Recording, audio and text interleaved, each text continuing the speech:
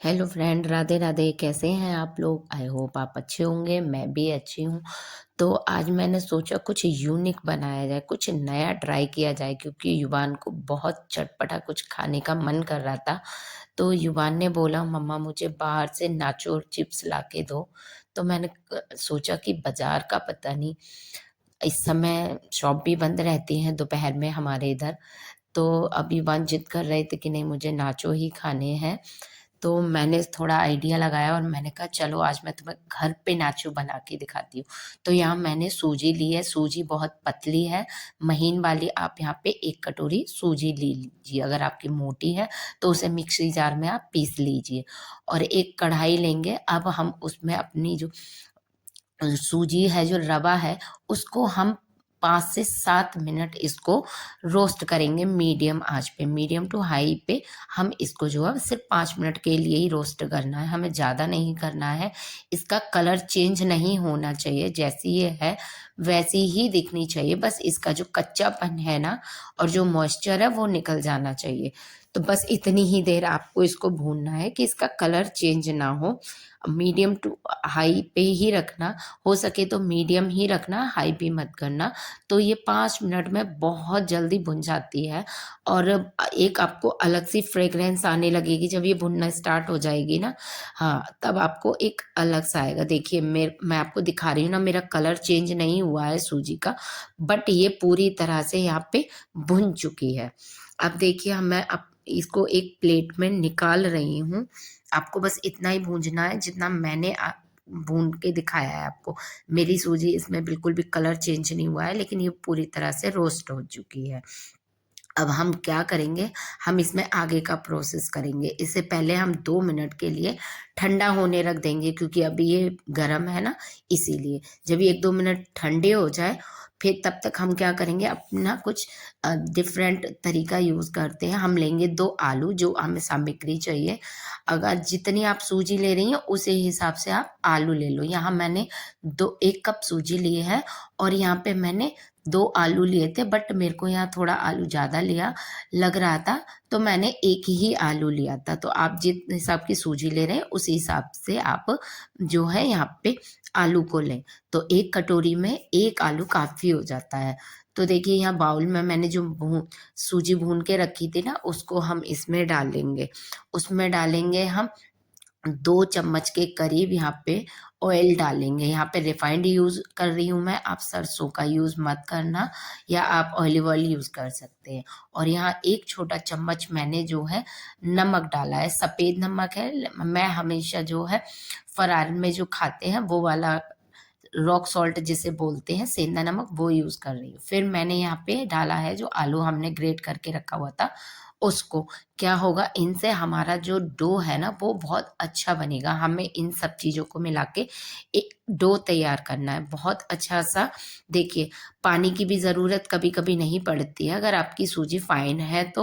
और अगर आपकी थोड़ी सी दरदरी भी होती है तो आप गर्म पानी करके उसको थोड़ा सा मल लें।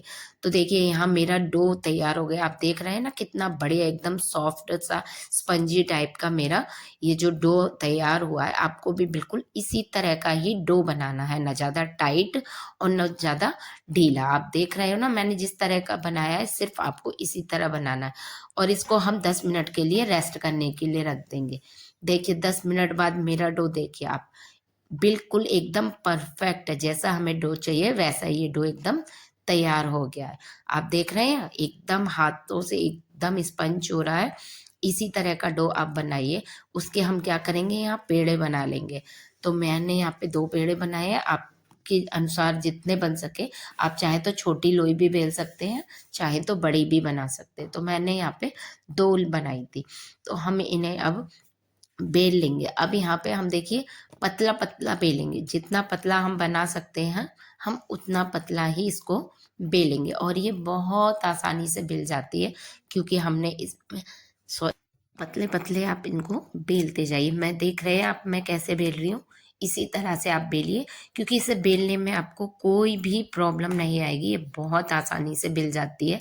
आप देख रहे हैं मैंने कितनी बार इस डो को, इस लोई को उठा के बेल रही हूँ और कितने आसानी से ये बेल रही है। ये कोई चिपक नहीं रही है किसी तरह से, ना बेलन पे और ना ही काउंटर पे। आप देख रहे हैं कितने आसानी से ये बेलती चली जा रही है, कितनी स्ट्रेच हो रही है।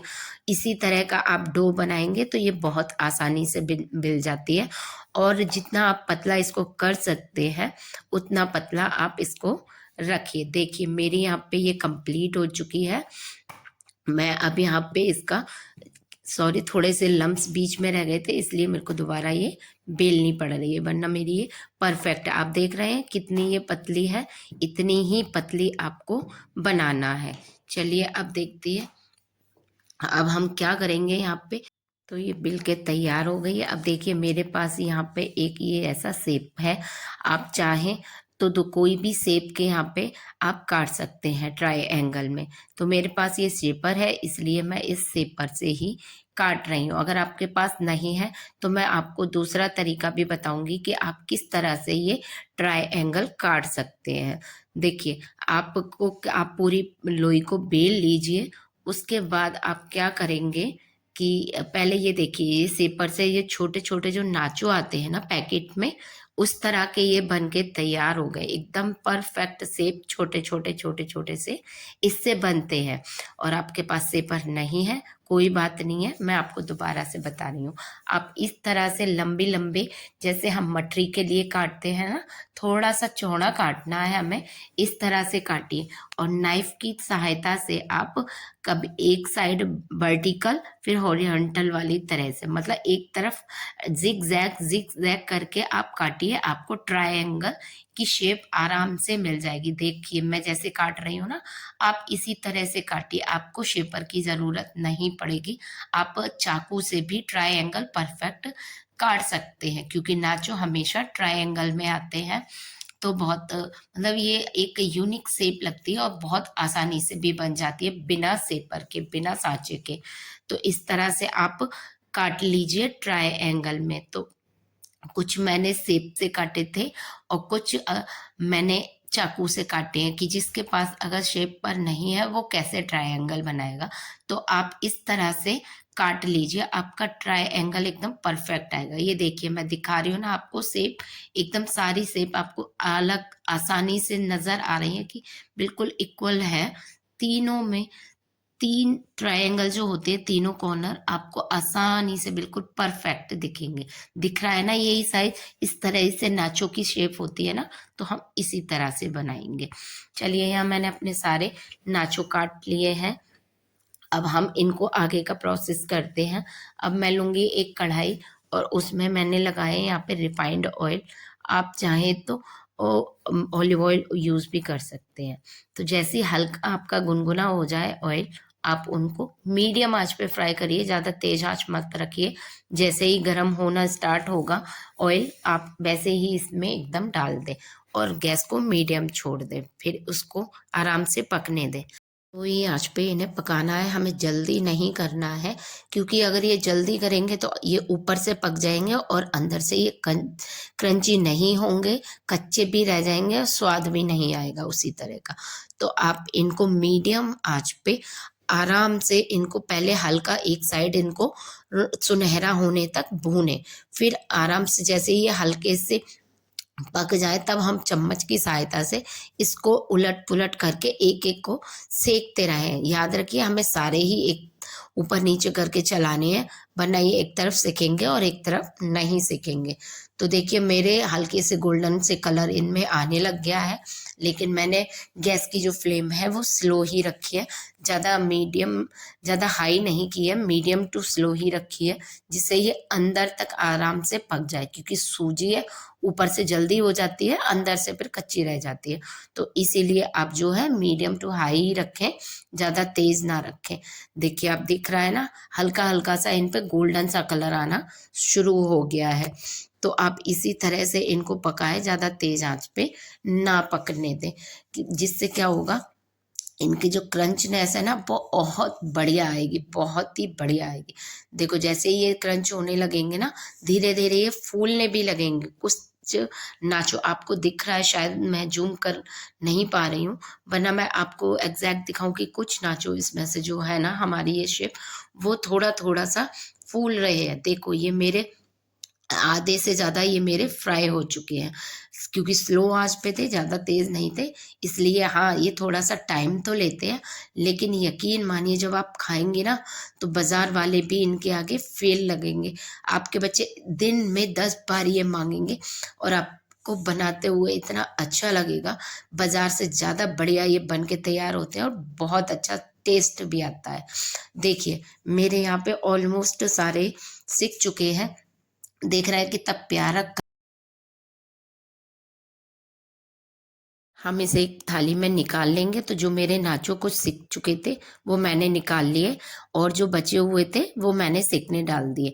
इधर हम एक मसाला तैयार कर लेंगे। उसके लिए मैंने एक कटोरी ली है, यहाँ मैंने काला नमक लिया है, लाल मिर्च ली है, यहाँ पे थोड़ा सा गरम मसाला ले रही हूँ, यहाँ पे थोड़ा सा सफ़ेद नमक लिया है मैंने यहाँ पे, और मैं यहाँ पे थोड़ा सा लूँगी यहाँ पे चाट मसाला। जी हाँ, आप चाहें तो पेरी पेरी मसाला भी यूज़ कर सकते हैं, वो थोड़ा तीखा होता है, मेरे बच्चे नहीं खा पाते, इसीलिए मैं घर के बेसिक मसाले ही इसमें ऐड कर रही हूँ। आप इनकी आवाज़ सुन।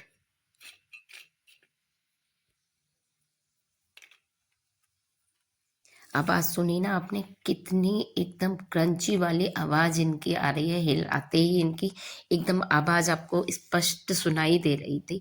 इतने ये क्रंची बने हैं, इतने बढ़िया बने हैं, बहुत ही बढ़िया टेस्ट आता है और बच्चे तो इतना खुश हो जाते हैं, फिर वो कभी आपसे बाज़ार का माँगेंगे ही नहीं। एक बार अगर ये खा लेंगे ना, तो हर बार कहेंगे मम्मा यही बना के दीजिए आप, और आप भी जब नाश्ते में खाएँगे तो आनंद ही आ जाएगा। एक बार मेरी तरह से इस तरह से ये आप नाचुक बनाइए, बच्चों को दीजिए, बड़ों को दीजिए, मेहमानों के आगे रखिए, सब आपकी तारीफ़ करते हुए नहीं थकेंगे। इतने बढ़िया ये बनते हैं। अगर मेरी रेसिपी अच्छी लगी हो तो लाइक, शेयर, सब्स